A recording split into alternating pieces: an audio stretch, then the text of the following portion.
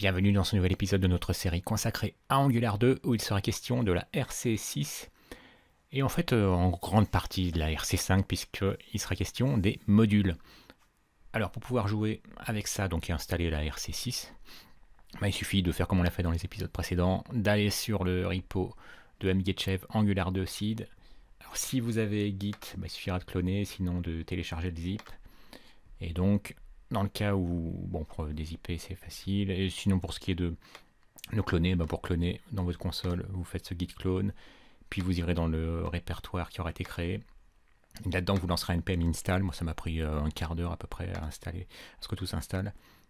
Et puis npm start pour lancer votre application.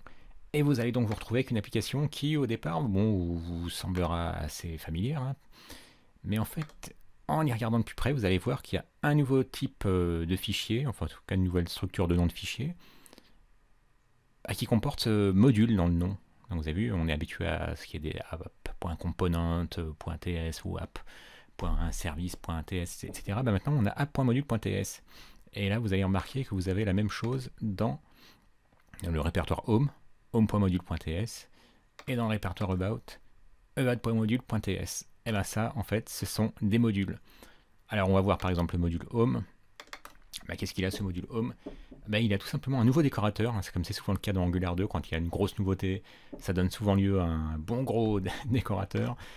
Le voilà, ce nouveau décorateur c'est AttNGModule, donc dont on peut en fait avoir l'usage après un import depuis @angular/core. Et comme c'est le cas avec add_component, le décorateur add_component, lui il prend un objet pour pouvoir donc être configuré. Donc, alors là les propriétés sont importantes et vous allez déjà constater une chose, c'est que ce module, sa propriété import, c'est quoi sa valeur? C'est un tableau, et ce tableau il liste quoi? Il liste les autres modules dont dépend ce propre module, parce que c'est bien d'avoir un module, mais si nos modules sont complètement isolés les uns des autres, ça n'a pas trop d'intérêt. Donc là, vous avez vu que ce module, à l'aide de la propriété import, il peut dire qu'il a besoin du module common module et du module shared module.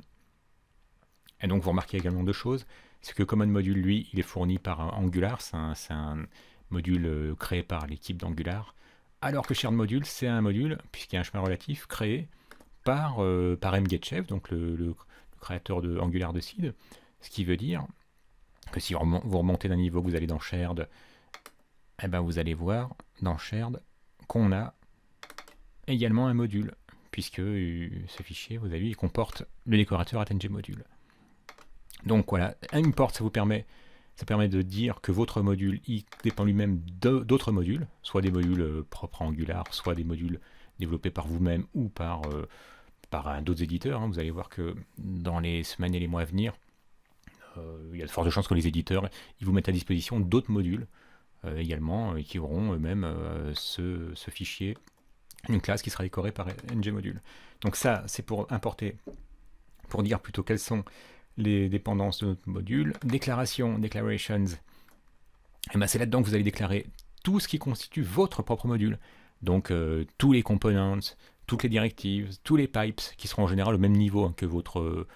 là il se trouve qu'il n'y en a qu'un, home component, mais si on le cherche, home.component.ts, vous avez vu, il est au même niveau que votre home.module.ts.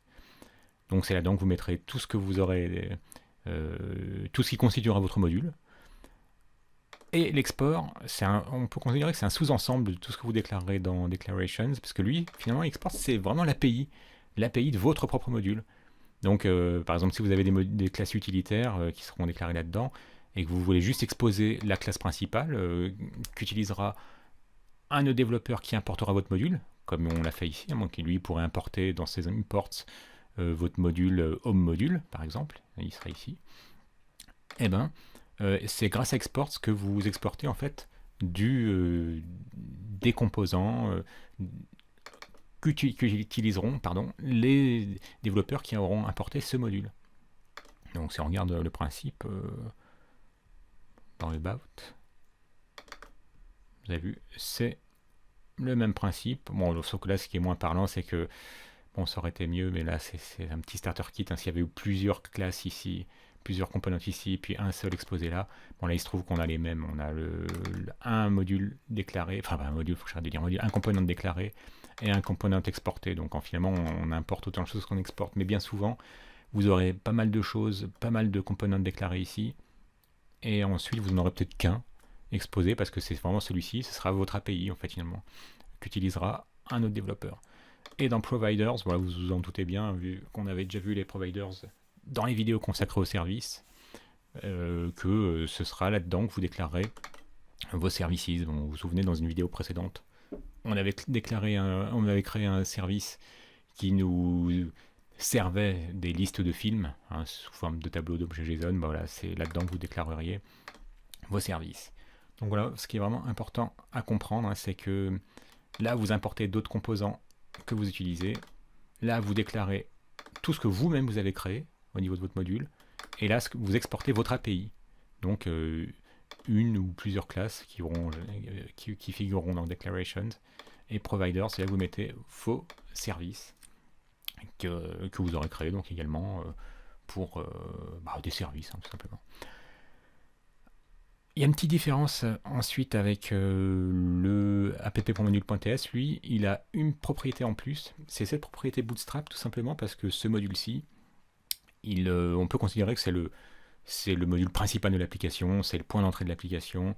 Et donc, Bootstrap, ça déclare que app.component, ce component-là, c'est le point d'entrée de votre application.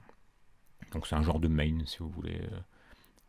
Voilà, donc c'est pour ça que Bootstrap, on ne l'a pas vu dans le module propre à Home Module, ni à About Module. C'est logique, après tout, il n'y a qu'un seul module principal, un seul component racine, forcément il n'y en a qu'un.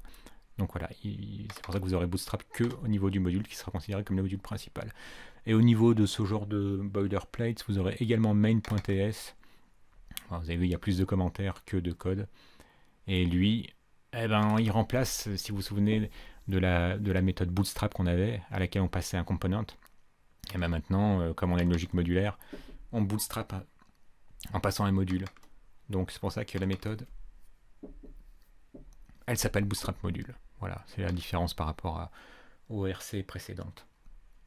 Donc les modules, voilà, vous allez voir que ça va être quelque chose que vous utiliserez au quotidien, puisque vous-même, vous créerez vos modules, vos propres modules, parce qu'il n'y a aucun intérêt à avoir un espèce de sac de classe dans vos applications. Finalement, cette logique modulaire, elle n'a rien de nouveau.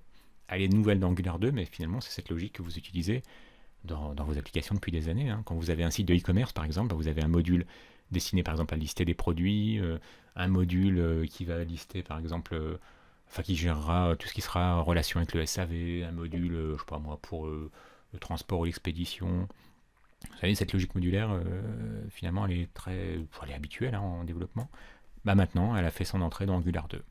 Donc, vous allez voir, vous choperez le coup assez facilement.